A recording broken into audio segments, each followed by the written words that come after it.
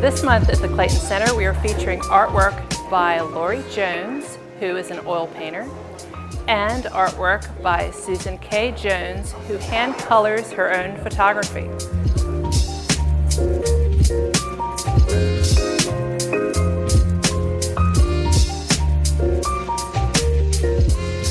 I got started in art when my children went to school. Their teachers encouraged me to pursue it because they were both very talented. I went to Meredith for a few years where I got engrossed in photography and illustration. I did my thesis project on hand-colored black and white photographs, which ended up for me being colored pencil, which I dearly love. I've always been a fan of the vintage hand-colored photographs, and when I went back to school I wanted to do illustration work, and there are a few illustrators who had done illustrations using photographs, and some did color, some did black and white, but I decided that I wanted to combine the two and use the colored pencil to draw your eye into the parts that I felt were most important.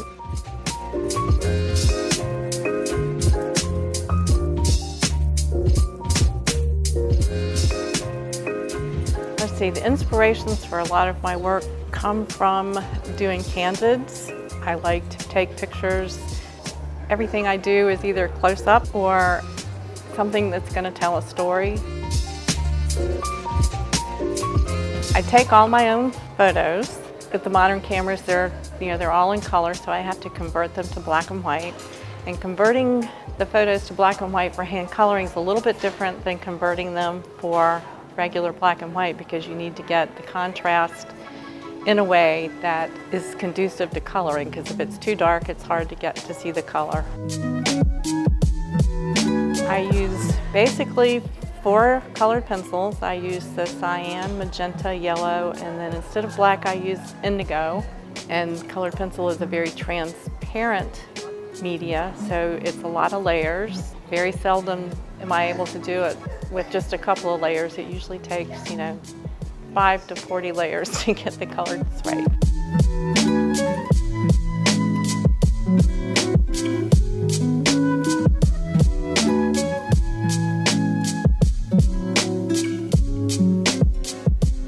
I'm a landscape painter primarily, working in oils and some pastels. I'm very much interested in the environment, and I like to use my art to make people more aware of the environment that we all share, and hope that we can protect. I do some plein air painting, which means I paint outside from life as much as possible. I also do some painting in my studio from photographs that I take.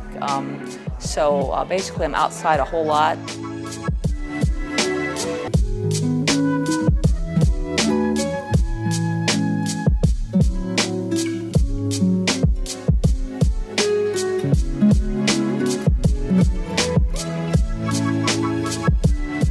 This is a painting I did recently of an ibis. I actually took the photograph in South Carolina.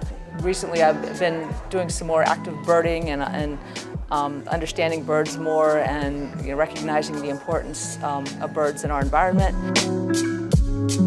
Some of these paintings are pretty large, and for the most part, paintings this large, I use photographs that I take myself. I'm very much interested in just working from my own photographs, because I believe that unless I've actually experienced the scene, I really shouldn't be painting it.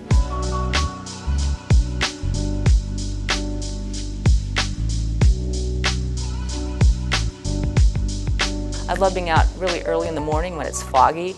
The mist is rising off the lake, and the herons are out there flying around, and I love capturing that time of day. I'm really delighted to have this show here in Clayton. I have not shown in Clayton before, so this is a great opportunity for the folks here to see my work. And so I hope that they walk by my paintings and take a look at some of the scenes from North Carolina here and also South Carolina, and recognize how really amazing our world is here.